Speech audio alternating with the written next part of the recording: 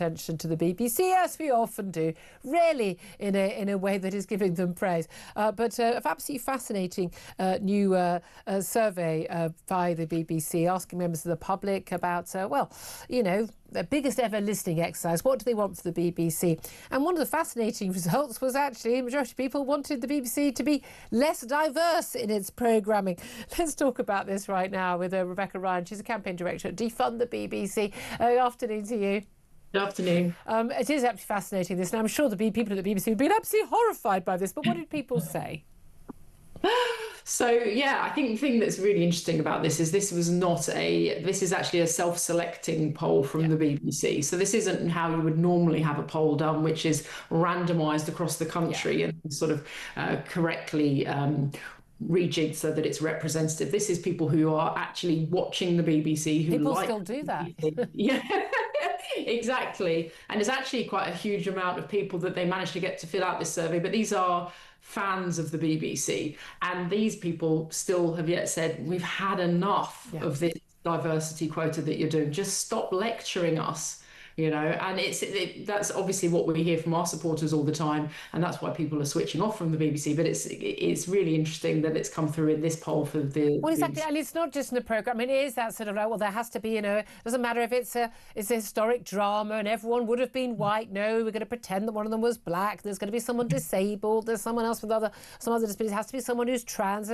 You're sort of having this constant across every programming, the politicisation, and of course, we don't want to have sort of, go back to where it was, where everyone on every discussion panel and every show was a white man. Yes, that's probably good that we've moved on from that, but it's got so over the top and deliberate, you can't escape it. And whenever you're seeing something, you go, why are you doing this? What is the purpose of this? Are you representing our country and the wonderful array of people in it, or are you kind of operating some sort of political regime here where you're trying to sort of tell us what the world should be like?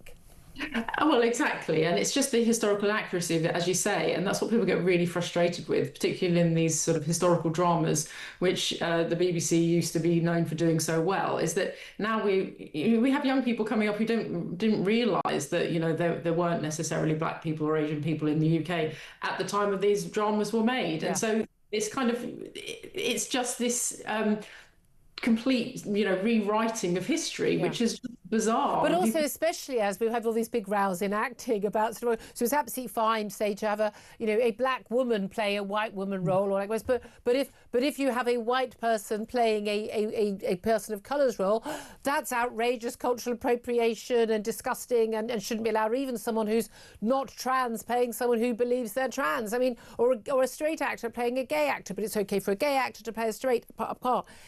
Trying to keep up with the rules this week on this hour of this day is really hard because the rules will be changed by tomorrow.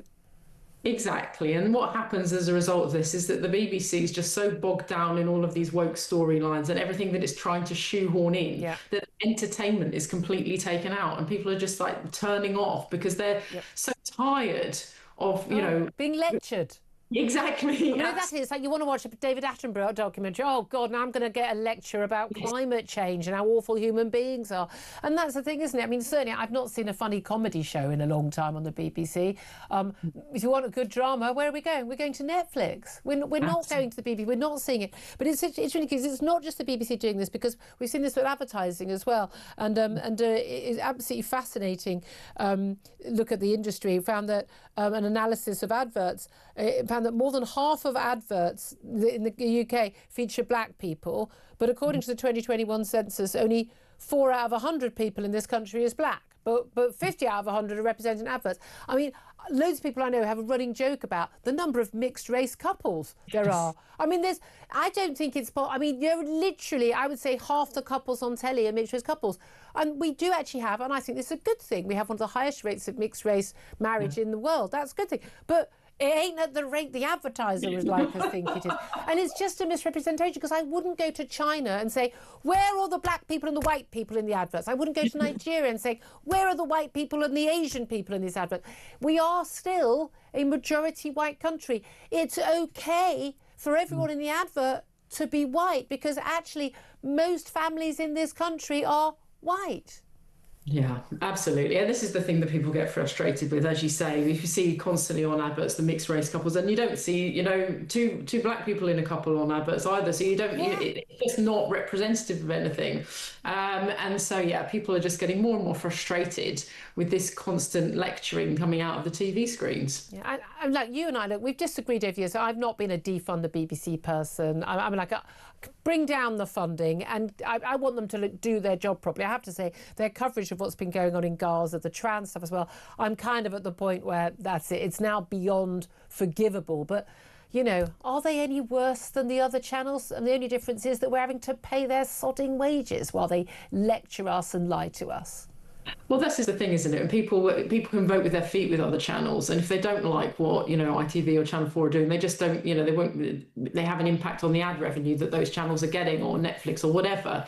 So the issue is that people are frustrated that they're forced to pay for the BBC, even if they don't watch any BBC, if they're watching any live broadcast TV. And that's the real injustice, isn't it? Yeah. Is that having to pay for this, and therefore the BBC is not accountable. And it's also how the BBC behaves when something comes up, like scandal after scandal. They're just trying to whitewash everything. Absolutely. Rebecca Ryan, thank you so much. You're a campaign director at Defund the BBC. Philip Ingram, it's just, gosh, we've got Ian Collins in the studio now. 3 white people, that wouldn't be allowed on the BBC. We're ethnically diverse. I'm from Northern Ireland, so I'll play the diversity card. That's Sorry, I don't even think I should be here. Do you mind if I get Absolutely. I'm slightly embarrassed by this disproportionality. But it's ridiculous. I think people are getting fed up with this PC approach to everything. But it's waggy finger, and it's it's like Google does that as well. Like if you do some of the searches, and they don't, what they want the world to be and how we should behave. But what's interesting is this doesn't happen in other countries. It only happens in the West. It doesn't happen. They don't. It's like the sort of trans washing. You go to Lagos. There's no DEI department anywhere. And we're a very tolerant society. A very tolerant. I don't even like the word tolerant. I think we're a very welcoming, open society. It's why people want to come here. But don't tell us the lie that half the people in this country are, or that there were black people in Jane Austen, novels. They weren't. Stop it. I mean, we've advanced. The things that used to be the case are no longer the case. Isn't that right, Sweet Cheeks? I love it when you call me Sweet Cheeks. Dear HR. I get a lot better off air, let me tell you. I'm a lucky girl. There's a lot of ladies who'd love to be called Sweet Cheeks by you, Mr. Oh, you're too kind. You're too kind. What's going to show